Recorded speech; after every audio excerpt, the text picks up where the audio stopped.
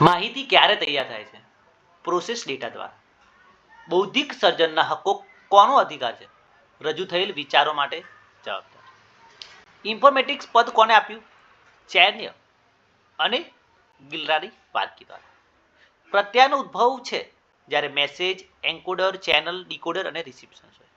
In which law of library science the concept of child and adult growth has been discuss. પાંચમું સૂત્રમાં એફઆઈડીની સ્થાપના SR Ranganathan અને મેલવિડીએ કરી હતી. ખોટું.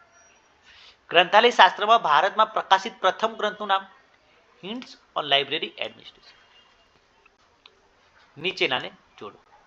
ILA 1933, ALA 1876, IAS LIC 1955, IFLA 1927.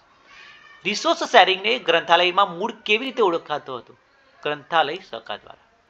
નીચે દર્શાવેલમાંથી માહિતીના પ્રાથમિક સ્ત્રોત જણાવો.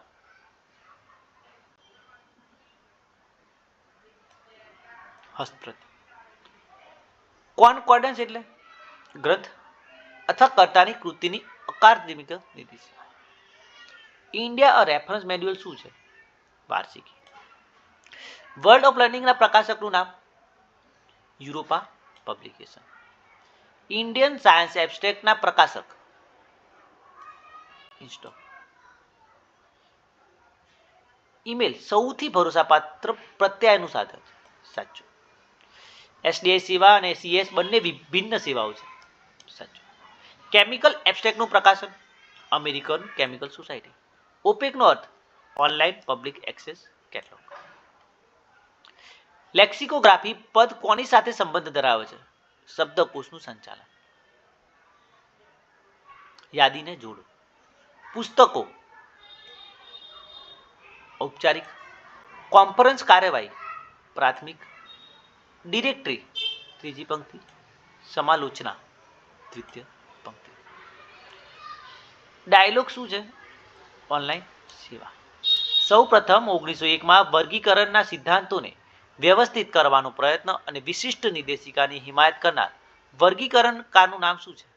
EC Richardson. સીસીમાં ખાલી જગ્યા મુખક ખૂબ જ ભ્રામક તેમજ નિર્ધારિત કરવું મુશ્કેલ છે. વ્યક્તિત્વ.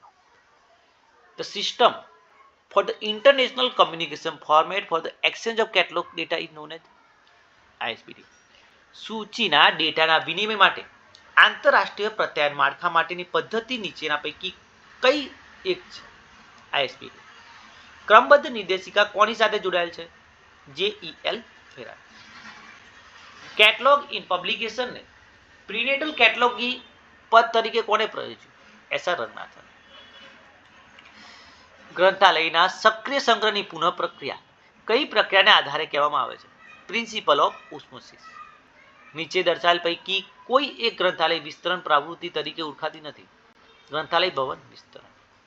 CSIR એ 1967માં કઈ વ્યક્તિના પ્રમુખ પદે ઇનસ્ટોકની પ્રવૃત્તિઓનું એકત્રીકરણની શક્યતાઓ તપાસવા માટે એક સમિતિની રચના કરી? નિહાર રંજન રોય. ભારતનું રાષ્ટ્રીય વિજ્ઞાન ગ્રંથાલય ક્યાં આવેલું છે? નવી દિલ્હી ખાતે.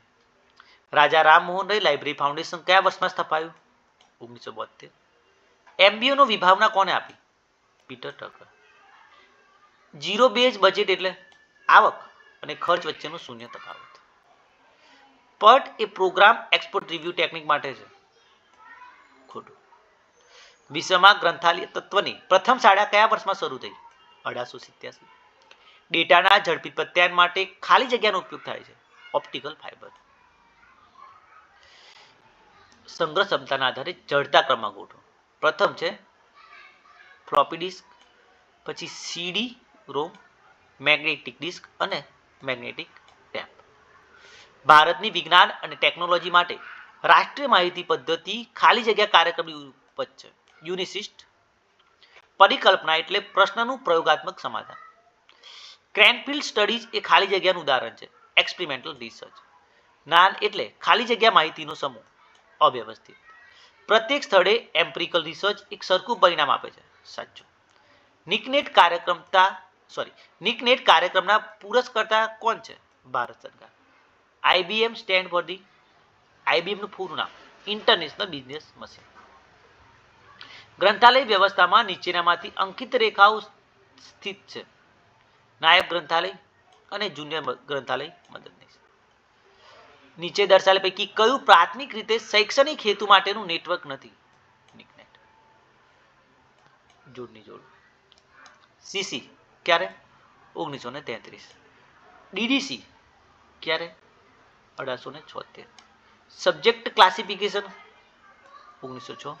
UDC 1905. FDT stand for field definitional table. Facsimile transmission એટલે ટ્રાન્સમિશન ઓફ ડોક્યુમેન્ટ્સ. પ્રવર્તમાન સંશોધનની દિશા કઈ છે? એપ્લાઇડ.